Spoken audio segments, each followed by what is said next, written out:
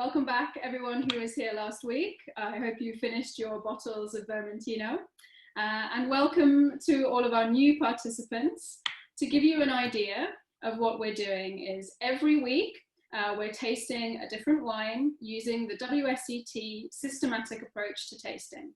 Okay, when we're going to talk about both the level 2 systematic approach and also a little bit about the difference between the level 2 and level 3. Okay, so I'll introduce a wine, give you some details, and then taste through together. And whilst that's happening, Jacopo will very kindly help answer questions because I get very distracted by the wine. And I know that some of you, just before we start, have been worried about finding the exact wine, because obviously it's important that we're tasting systematically. So we have released the list of the wines for the rest of the tastings, but in reality, it's not so important if you cannot find the exact wine, okay? Because what we're trying to do is, one, teach you about the systematic approach, but also look for wines with typicity, okay? So if you can't find the exact wine that's on our list, look for the grape variety and also the vintage, okay? Because vintage, as we're going to speak about today, is, ciao Stevie, she's raising her bottle, is also really important. So I'll do a little intro to the wine and then we'll get tasting. This is the Cantina Antonioni. I apologize for the pronunciation. Okay, so Caggignano. Sorry, it's a Taurasi DOCG, okay, 2015. Now, Taurasi DOCG doesn't have to be 100% Aglianico, okay? It can be 15% of another local grape variety. So quite often you will see growers using a little bit of Piedi Rosso just to soften the tannins. But we wanted to introduce you to a very typical Taurasi Aglianico, so it is 100%, okay? And of course, because we're in Taurasi, we're in Campania. These are grapes that are harvested at the end of October and the beginning of November. Those of you who have some familiarity with wines, maybe you've done your level 2 or you're starting your level 3, you'll know that actually this is quite late. Okay, I'm going to talk about why that might be important. Okay. In terms of the winemaking, stainless steel temperature control, so no oak during the winemaking. Instead, we have 12 to 18 months in barrique after fermentation. Okay, now Taurasi DOCG wines have to be aged for a minimum of a year, but the guys for this wine do leave it for a little bit longer. Somewhere between 12 and 18 months, depending on how their harvest goes. Okay? So we're going to think a little bit, because what I want to be talking about, as I said last week, is connecting the theory that's behind the wine. So thinking about where it comes from, the winemaking process, and what we taste in the glass. So we want to be thinking about these things like a later harvest time, a little bit of time in oak. Also, we've got a 2015. So coming up on 5 years old, so we might have some bottle age at play, okay? So things to think about before we taste this wine and what we might expect. What might we expect from later harvest grapes, okay? More ripeness, okay? Potentially more sugar, less acid, but potential for more alcohol. Remember that as you're harvesting later, you've got this dip of acid, this rise of sugar, and with a rise of sugar, you've also got this potential for alcohol. So one of the things we might be expecting from this wine is, yeah, maybe lesser acidity, but particularly that alcohol level, okay? The barrique aging should be presenting itself in our tertiary characteristics, okay? So we have primary characteristics that come from the grape, secondary characteristics that come from the winemaking, okay? And tertiary characteristics that come from this aging period. So we have secondary, so we have aging in oak, and then we have tertiary, which is the bottle age. Okay. So a couple of things to be thinking about in terms of how this has been harvested and made. And finally, in thinking about Taurasi in particular, and the Aglianico from Campania, tends to be the most floral expression. So we should be, when we come to the nose, looking for those floral characters as well as the others. So I hope you've all got your glasses at the ready. First thing we're going to do is look for the appearance. So you're going to tilt your glass at 45 degrees over the white background. Okay. Now, you might be expecting with 5 years age for this to be showing the age in the glass, but actually it's not, okay? You might be expecting to see on the rim of the glass, on the edge, a kind of orangey brown character. You're not getting any of that. Actually, it's a little bit blue, which indicates that maybe this wine has a lot more potential, okay? So it's still a very, very clearly ruby wine. And when I look down, I can't see through it at all. So this is a deep ruby wine, okay? And let's have a smell. Okay, I don't have to get anywhere near this wine to get the aromas. Remember, when we're talking about intensity, it's not how quickly your nose is filled with the warmth of wine or alcohol. Okay, you're looking for positive characteristics of fruit or of something else that indicates what's come from the wine. And this for me is clearly pronounced. I'm all the way back here. There's a clear gap between my nose and the glass. Okay, so this is a pronounced wine. And thinking about the difference between level 2, where you have this 3-part scale, okay, of light, medium, or pronounced, and then level 3, where it would seem that we have a 5-point scale: light, medium minus, medium, medium plus, pronounced. Actually, that's not strictly true, because you still have this 3-point scale, okay? You still have light, medium, and pronounced. You just have more nuance in this middle bracket of medium. However, if I am going to give this pronounced for level 2, by my very nature of the scale, it has to also be pronounced for level 3. Okay? So this is one of the ways that can help you at your level 3 when you're thinking about those nuances, okay, is pair it back to the 3-point scale. Where is it in the 3-point scale? If it's medium plus, it's still medium, okay? But this is not, it's pronounced. So what can we smell? Wow. There's a lot going on in this wine. So let's break it down into those primary, secondary, and tertiary, okay? So from the grape, when I'm first starting with a wine, particularly with a red wine, I'm always thinking about fruit, okay? Because the grape is a fruit, therefore there's always going to be some kind of fruit in the wine. So for me, this has both black fruit and red fruit, okay? But the fruit is really quite fresh still. So I'm getting cranberry, red cherry, dark plum, but also a little bit of blackberry and blueberry.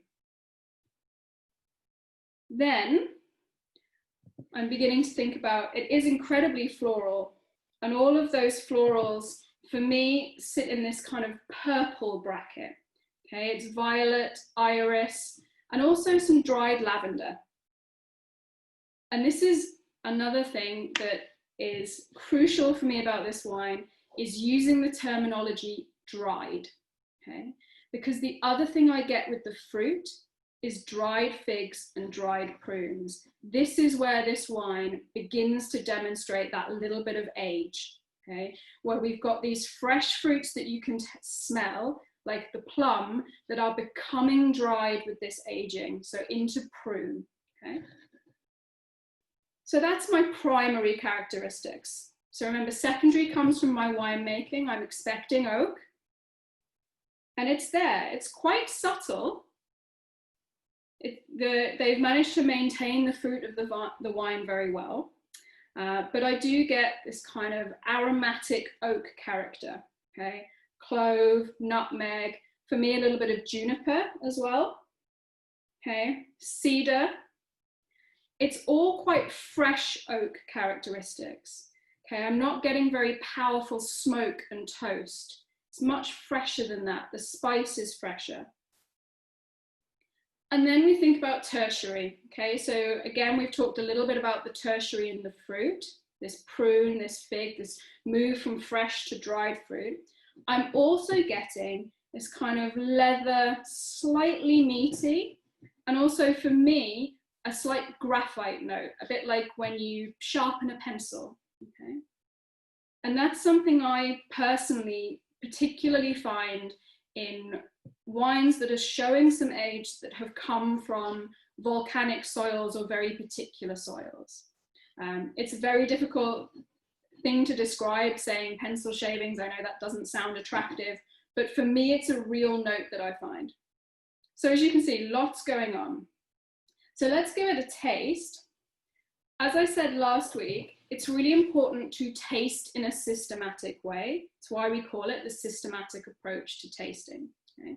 Don't try and find everything at once. Okay, your brain just gets confused. I know mine does. Focus your mind on something in particular that you are looking for. So for me, I start with the sweetness and the acidity, because they're quite easy things to tell together. So have your first taste and taste for sweetness and acidity.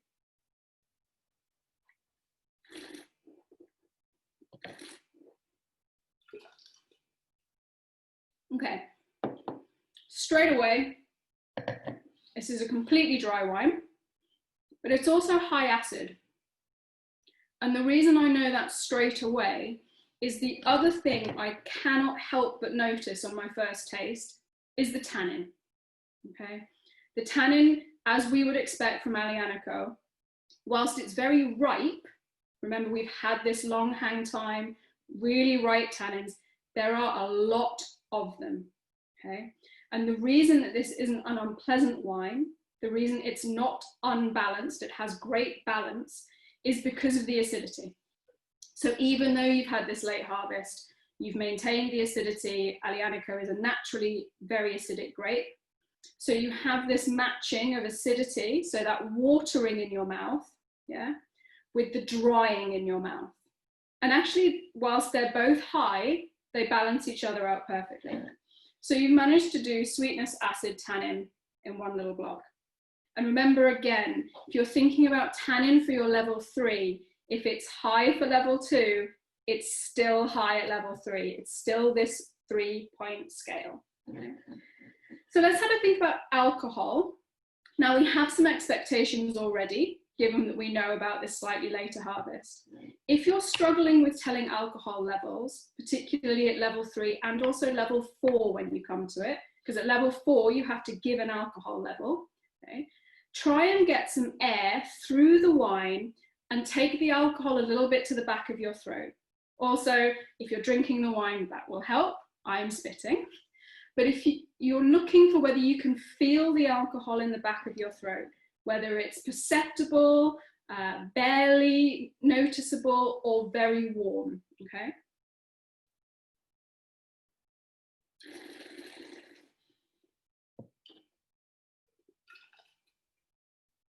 Yeah, for me, there's no doubt. It's warm on the back of my throat. It is my first glass of the day. Might not be yours, which means alcohol always feels a little bit warmer, but like acid always feels a little bit stronger. But there is a clear warmth that sticks around. So this is high alcohol, and it is actually 14.5. So that is in that high alcohol bracket. Okay. So now we're going to taste again. Think about body, how it feels in your mouth. Does it feel like water? Does it feel like cream? Or does it feel like mango juice? But again, you should have some expectations, knowing that you've got high tannin, knowing that you've got high alcohol, you should have some expectations about the body.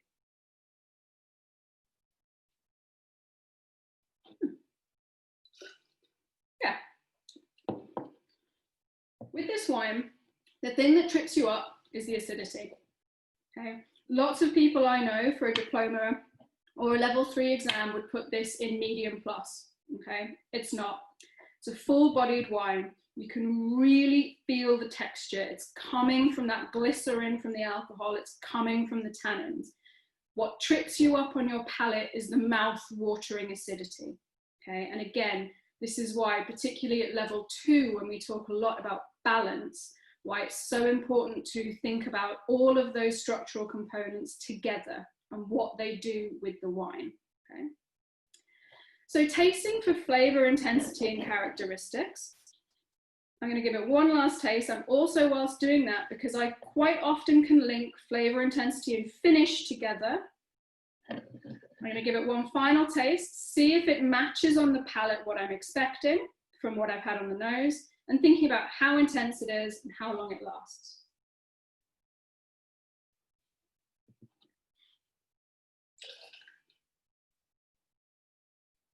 Okay, so this is where the wine just falls down a little bit for me, because for me, the flavor intensity is medium.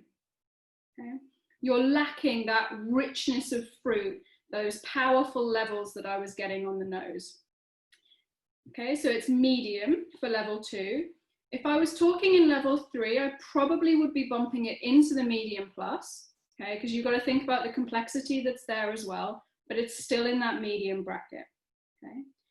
The characteristics are definitely what I was expecting. I'm losing the floral.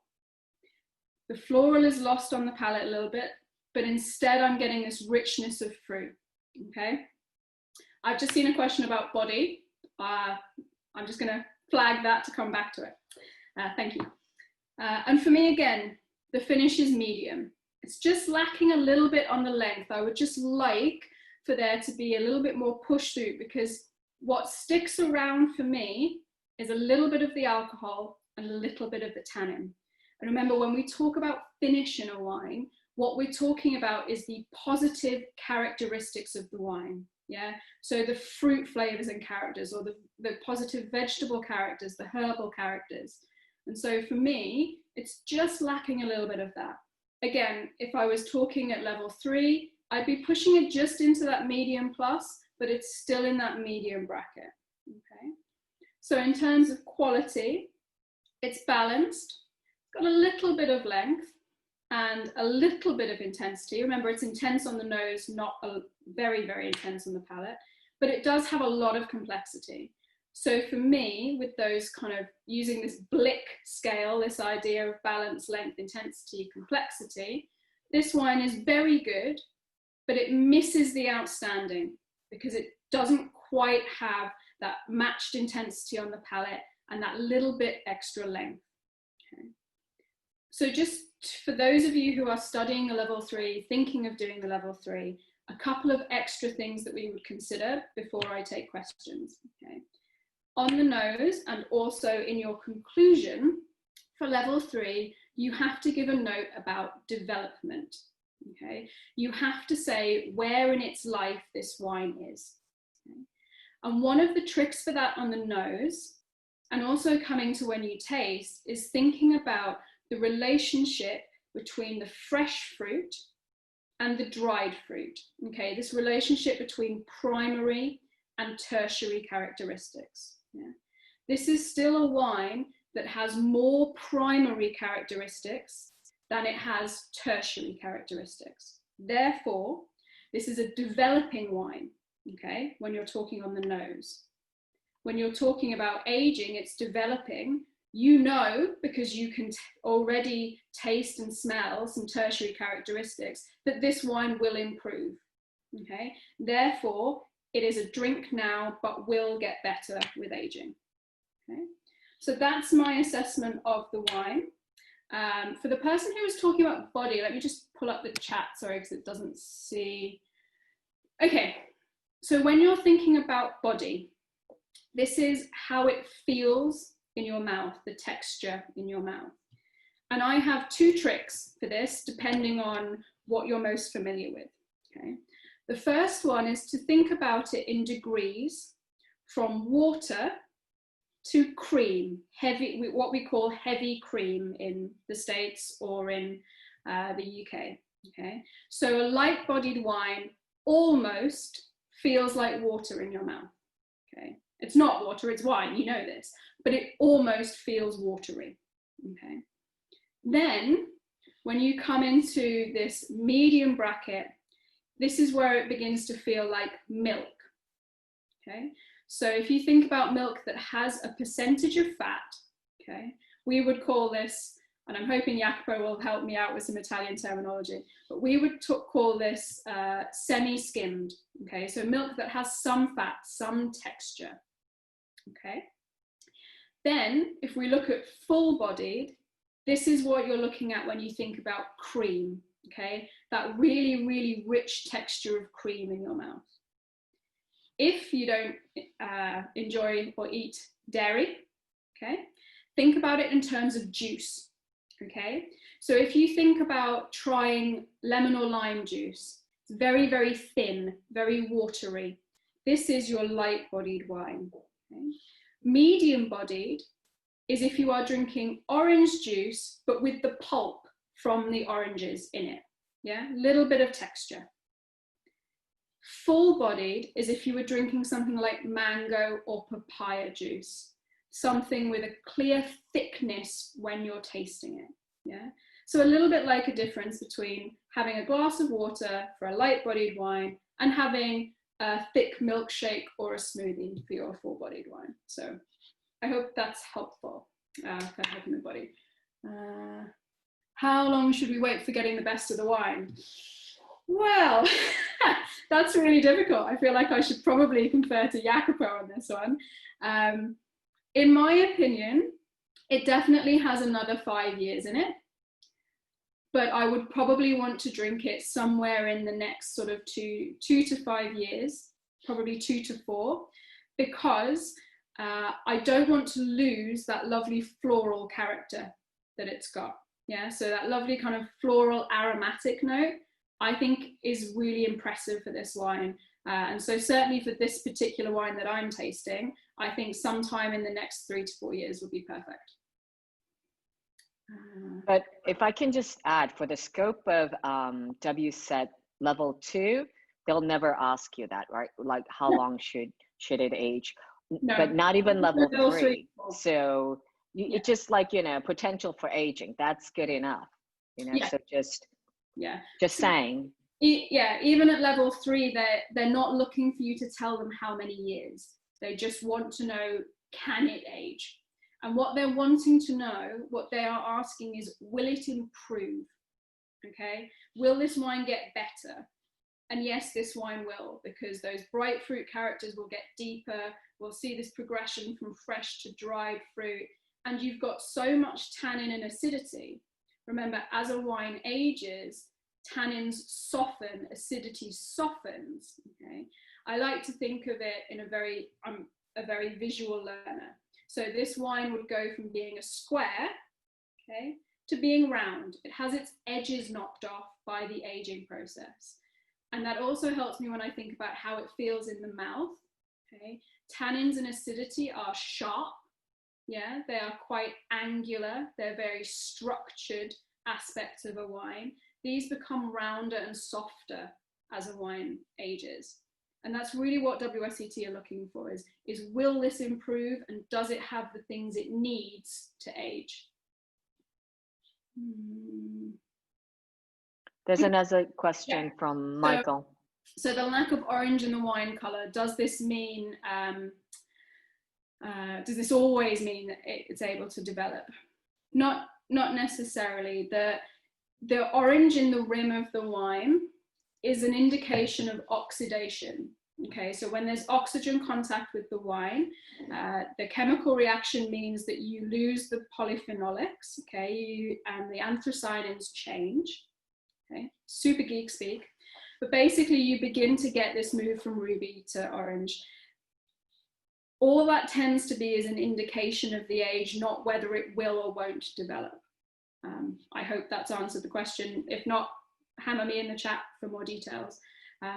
It's not something to get totally hung up about. WSET are just looking for whether you can identify the difference between a ruby wine, which is very clearly red, and a garnet wine, which has this ring of orange, this slight move towards that kind of slightly orange hue in the wine.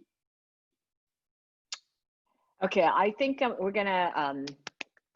I'm gonna ask Rebecca to wrap it up. But we are going to be doing an online course, level 2.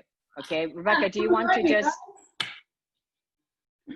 come and join me? Can you just tell them quickly what that means? So you guys are all stuck at home. You have no excuse to take your WSET level 2 now. I'm sorry, I'm not accepting it. So next Friday and Saturday from 10 a.m. until 5 p.m.